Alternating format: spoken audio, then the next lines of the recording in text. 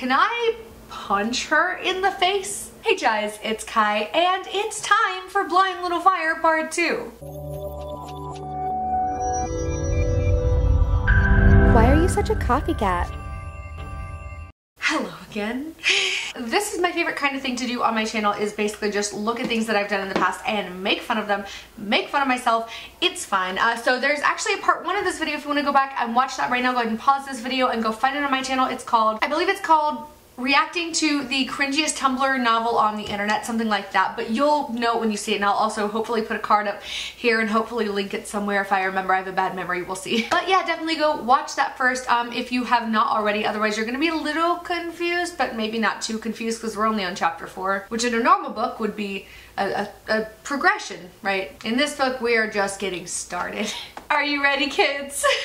I did get new ears. I chopped my old ones off. No, I'm just kidding. No, but I found this headband and I thought it was really cute, and it's my brand, and it actually fits my tiny head. Fun fact about me, I have a weirdly small head, which is why I can wear headbands and sunglasses on my head, but when it comes to hats and everything else like that, it just does not look right. Also, that rhymed. But yeah, I'm feeling cute. I'm feeling happy. I did lose my voice. I've been trying to get it back, and every time it like starts to come back a little bit, I wind up usually hanging out with Claire and like doing a lot of like weird voices and yelling and stuff and not taking care of my voice, and then I just lose it all over again. So I have my water today.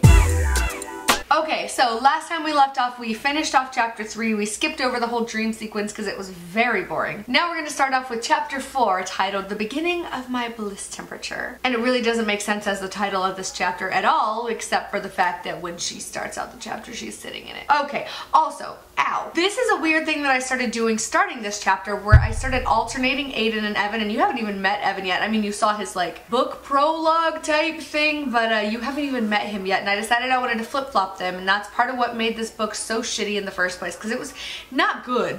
Definitely not good, but it was like more cohesive before I added in his point of view. Anyway, stop screaming. I'm trying to film a video, please. Aiden. I'm sitting outside. It feels nice. Not too hot, not too cold.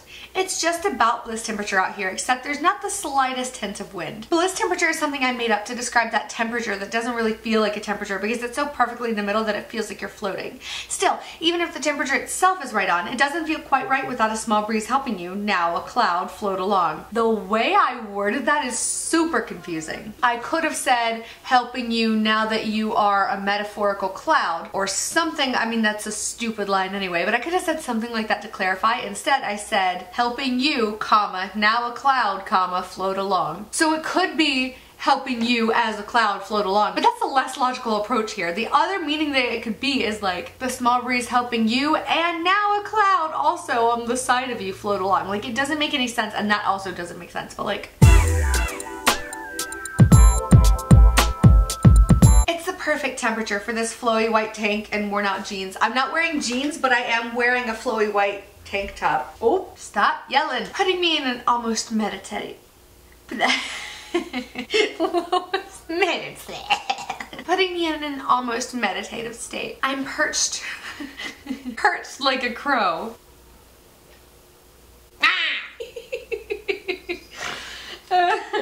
Oh my god. I'm perched on top of a deck railing, staring up at the stars, finally feeling a buzz from the whiskey I drank about 20 minutes ago. I sway back and forth, pondering the point of the stars and whether they actually light the world at night. These blazing balls of fire. I wonder if that actually lets off any light, or if all the scientists in the world are just lying to me. She's stupid. We never said she was a smart one. When I hear the creak of a door about 2 feet behind me, I don't know why she would know that and why that would even matter. Also, I definitely pictured this. It was like supposed to be like a really big deck. It wasn't supposed to be like 2 feet. Like, this is about 2 feet. So you're telling me she's right here and the door just opens? Like, how does it not scrape her back? This doesn't make any sense. There's a brief burst of loud, unfiltered noise and music as it opens and breaks the sound barrier, and then it's muffled again, almost as quickly as it came. I turn my head slightly and peek. Oh, I just realized I don't have anything for Evan. This is gonna be my Evan mustache, my camera strap, if I don't catch it on fire first. Blind little fire. I made that joke in the first one. He also, I don't think he has a mustache, but you know, it's fine.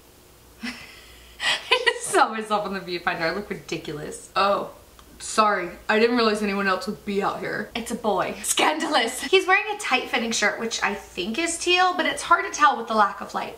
It looks soft though, and brings out his eyes, which are the color of sea foam. Seems weirdly bright, but go off, I guess. Also, it's dark and you can't really tell the color of his t-shirt. How can you tell the color of his eyes? Somehow it's easier to get the color of them than his outfit, dark jeans included. At least I had the foresight to know that that was stupid. But this implies that his eyes are like literally glowing, like kryptonite behind his eyes, like radioactive, like bing. That was a noise. He backs up to the door, grabbing the handle. No, wait, I say, damn it.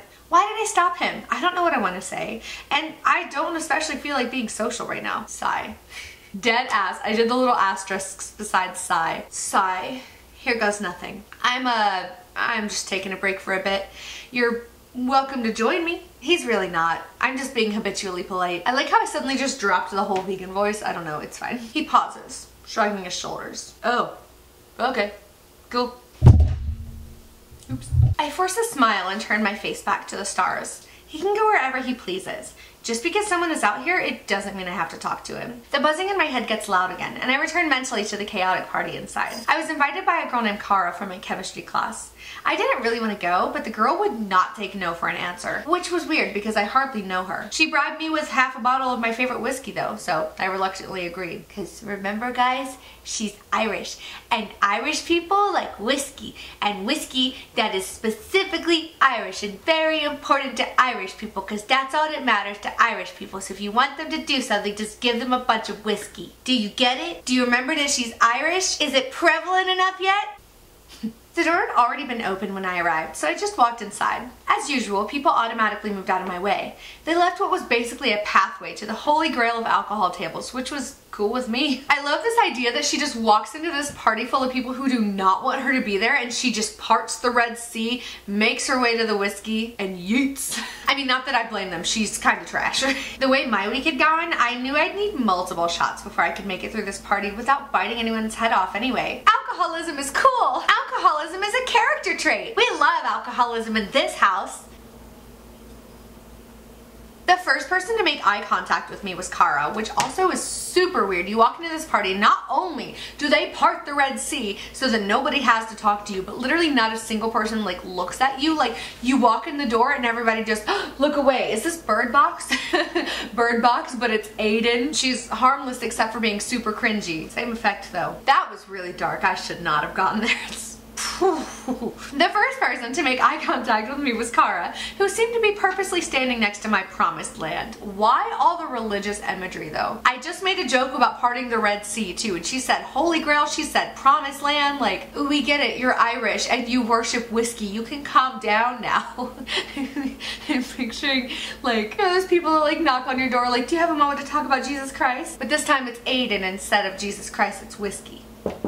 Hi, it's Aiden. I was just wondering if you had a moment to talk about whiskey. Do you have any? Do you want some? Can I have all of it? I need to quit kicking my tripod. She waved a little too enthusiastically as I approached, and I veered immediately left for the bathroom. Yeah, because when somebody invites you over to a party at their house and tells you they're gonna bring you specifically one whole bottle just for yourself because they want you there that badly, yeah, you should definitely not even say hello or thanks. Even if you don't really want to be there, you should totally just veer left into the bathroom and fully pretend that they don't exist. Like, hi, yeah, you welcomed me to your house, you bought me a bottle of my favorite whiskey, which, I mean, I'm just gonna spoil it, is expensive, and she's just gonna like yeet out of there. You can't even fake a smile and be like, hi, thanks for inviting me, like, I'm just gonna go grab some snacks real quick, like, maybe I'll see you a little bit later, like, that's it, that's all you had to do. And instead you're like, I'm just gonna go hide in the bathroom because I'm better than her. I make her buy me things even though I don't know her, and I'm still better than her. Like, ew. After locking the door and biting my lip, I stood inside for a good 4 minutes before poking my head out to see if she was still there. Which is really not a very long time. That's like a normal amount of time for like going to the bathroom. Like, I could have at least said 10. If she's being dramatic, she may as well go all the way, you know what I mean? That was so deep. Gains.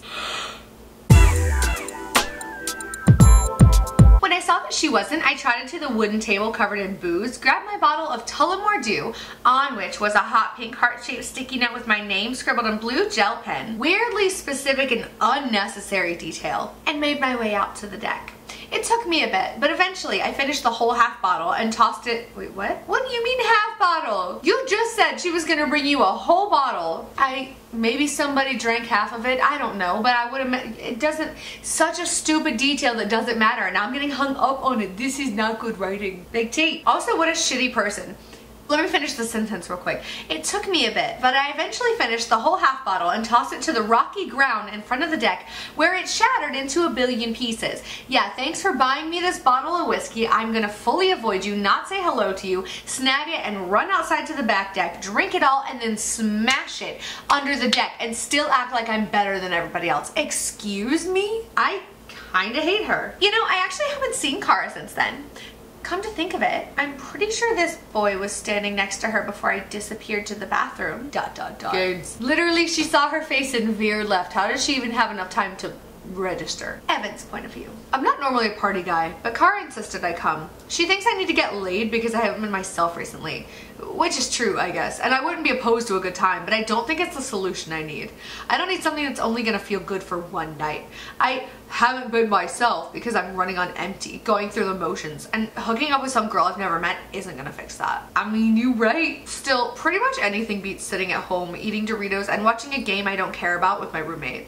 And who knows, maybe something good will come up tonight. I came with Kara, who is chronically early to everything, so we're the first ones to get here. The booze table has gotten progressively more bottles as the night has gone on, and the overall noise level has gotten progressively louder. That's kind of what happens with parties though. When more people come in and more people get drunk, more people get loud. Like, if you're going to a party, you kind of have to expect that it's gonna be loud and there are gonna be people there. But okay, go off, I guess. Go off, I guess. Gains. I took 2 or 3 shots already, but I'm too nervous to get drunk tonight. When Aiden finally shows up, Kara nudges me, all excited, and points to her. Why didn't I make that a different paragraph? Because that was very confusing. I thought he was like, oh, when Aiden finally shows up, I'm gonna do this. Must have been a long trip because she goes immediately to the bathroom. I'm beginning to wonder if Kara even told her about me. While Aiden's in the bathroom, Kara sees one of her best friends and gets distracted for long enough for our guest to sneak past us. Now that we know exactly what happened. Exactly 4 minutes went by. Kara was already distracted and Aiden was like, hee hee, I will sneak right past you. Wouldn't she have still seen that guy standing there and staring at her? Like, she said Kara was the only one who made eye contact with her.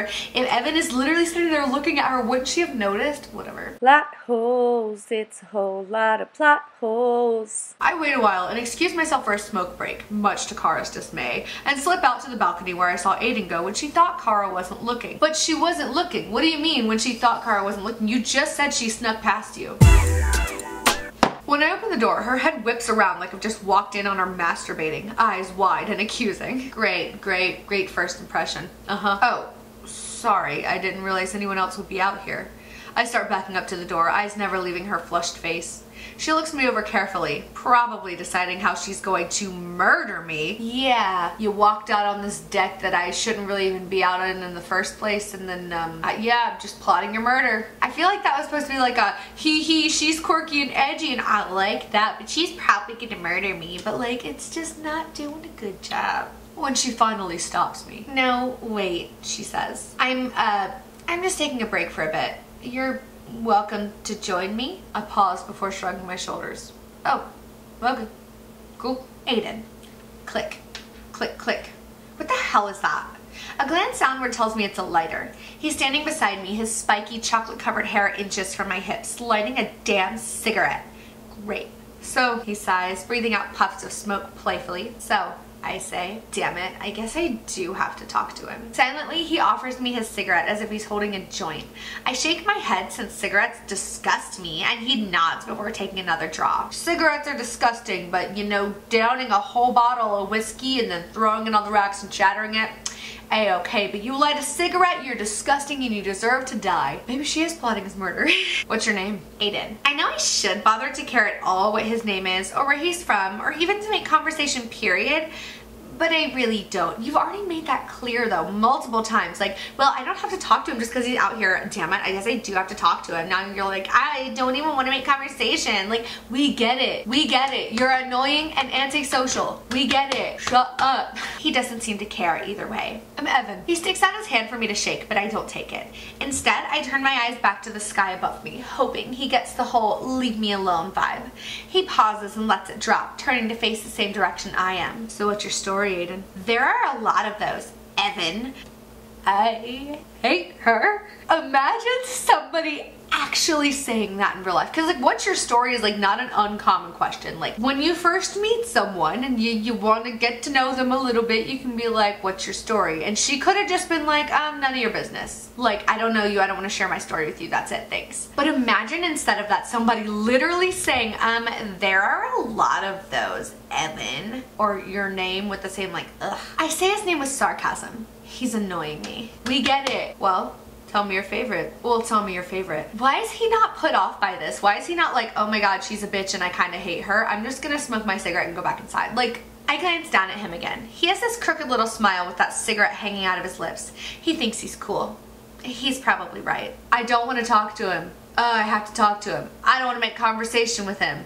He's annoying me. I hate cigarettes, they're disgusting. He's probably cool.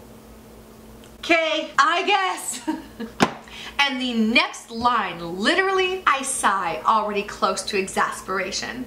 I just wanted to be alone. We get it. He thinks he's cool. He's probably right. Ugh, I just wanted to be alone. Once upon a time, there was a girl named Aiden. She went to a party that was supposed to be fun. She already knew how much she hated to party, but she went anyway since people she barely knew insisted on her going. She found a magical place called a deck where she could be alone, but then some little shithead named Evan came out and bothered the hell out of her and made her tell a story. Can I punch her in the face? He chuckles. How does the story end for the little shithead? Why is this flirting for you? This is not cute. She's literally being a piece of shit. But go off, I guess. He dies, I say matter-of-factly. Aiden stops him and he quits bothering her because he's dead. I say again, maybe she is plotting his murder. Maybe him looking at her wasn't like, girls are scary, right? It was probably like, no, she deadass looks like a murderer. She's just gonna kill me. It's fine. I'm here for it. I'm ready to die. Kill me, please. That was depressing. We're not, you know, pretend it didn't say any of that. It's fine. Damn shame, he says, shaking his head. Why is he still smiling? Why is he still here? Don't things like that usually weird people out? My thoughts exactly. Look, man, I just want to be alone right now. I don't feel very social, so if you could just go away. Just remember what this was. Oh, I hate it. Oh, sorry, miss, I can't do that. Pretty bad at the voice, but it's in my head. He's begun doing a voice that sounds vaguely like Barney Fife from the Andy Griffith Show. It's sort of weird, dumb, adorable, and strangely out of place. Do you like him or not, Aiden? Make up your mind. I gotta smoke, see? And I don't really want to smoke up a place so nice. He gestures to the house standing behind-ish us. What do you mean behind-ish? It is behind you. You're on the deck facing the opposite direction of the house. I laugh in spite of myself. He sounds like a 1950s broadcaster. He smirks and continues. And then I come out here and see a pretty lady and I can't resist tipping my hat to her. He tips an invisible hat and nods to me. Ma'am? I roll my eyes at him and turn away. The stars are less distracting, at least. He's still going. And how can I just up and leave when I gotta make her like me, eh? I sigh. Still staring upward, I say, if I pretend that I like you, will you go away? Only if you kiss me right here. I look down at him. He's tapping his cheek expectantly. You're dumb, I say, but I want him to leave, so I kiss him on the cheek. Now, will you go away? But a pretty lady just kissed me on the cheek. His voice is getting literally worse and worse. Also, this is super cringy. She's like being bitchy and cringy. He's just being like maybe a little creepy and also cringy. Oh, it's 2:22. You cringy. But literally imagine, okay, pretend that like everything else is normal. Like this is like flirting or whatever. Like she's being mean to him and he's like, like I'm fine with it. Be mean to me. Step on my face. I don't care. And then he out of nowhere, this guy that you deadass do not know. You know his first name. You don't even know his last name. Carrie Underwood is shook and he just starts doing like, well, there's a pretty lady here. She wanted to kiss me. She like jump off the deck onto the rocks that you just shattered your whiskey on and run. Ugh, yeah, it's a little dramatic, but whatever. The whole thing is dramatic. Okay, okay. Did he just... Seriously? Will you quit with the damn voice? I snap at him. It was starting to irritate me, and I am a person with very little patience. It's not that I disagree with her. However, number one, this is a very weirdly dramatic response, and two, 1 second ago she's like, ugh, whatever, he's kind of cute, I want him to go away, I'm gonna kiss him on that cheek, whatever, and then he says the voice one more time and she's like, shit, sorry, I didn't mean to freak you out, I was just trying to have some fun, I thought we were flirting. I feel like I'm losing my mind just in this one. We're in the same chapter. We've read like 3 pages. Lady doesn't like the voice. Roger that. He winks at me, climbs to the top of the railing, and sits next to me. So what are you doing out here? His voice is back to normal, thank God, but he's still talking to me. Trying to get away from annoying douchebags like yourself. I bite my lip. Am I being too mean?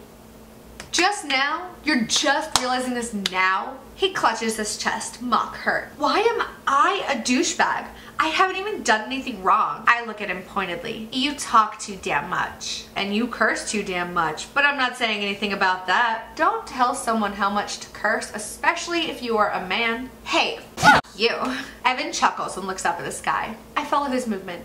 Finally, silence. Oh my God, we're like barely even halfway through this chapter. I don't know why I did it like that, but cool, I guess. I can't take much more of reading this today, so I think I'm gonna go ahead and stop it right there. Okay, well, I hope you enjoyed this cringe fest with me. Stay tuned for part 3. Let me know in the comments down below if you want to see that sooner rather than later, because I'm gonna be pre-filming a lot of stuff. I don't know, it's fine. I'm very excited. I'm also very tired, and I need to do some Postmates today. Thank you guys so much for watching, especially to this week's Style of the Week across the screen right here. You are literally always in my notifications, and I've been meaning to do this for a very long time, so thank you so much for sticking around. I love you very much. I almost said you're the coolest of all the macchiatos, and then I remembered that that's not even, it's chais now. The spiciest of chais. Okay, hated that. Anyway, congrats. If you want to be Style of the Week, all you have to do is be active with me on my social medias, especially Twitter. That's always your best bet, but also on YouTube and Instagram as well. I'm trying to get on Instagram a lot more, so fingers crossed, hopefully there's that. This will be motivation for me and for you. That's all for now. Let me know what you guys want to see next time. It is Wednesday, my dudes. I kind of want to keep rambling because that's always what I want to do whenever the camera's on me, but I also am tired and just want to like turn off the camera and like relax and then get on Postmates, so I'm just gonna go ahead and go. Thank you guys so much for watching. Please don't forget to subscribe to my channel if you have not already. Give me those thumbs and share this video if you like me, please. It's a lot of frustration. My voice is half gone, my eyes hurt. None of this is your fault. I just thought I would let you know that I was born with paper skin and glass bones, and every morning I break my arms, and every night I break my legs, so subscribe would be a very good thing for you to do, to support me. Subscribe. Thank you guys so much for watching. Stay cool, my dudes, and I'll see you in the next one.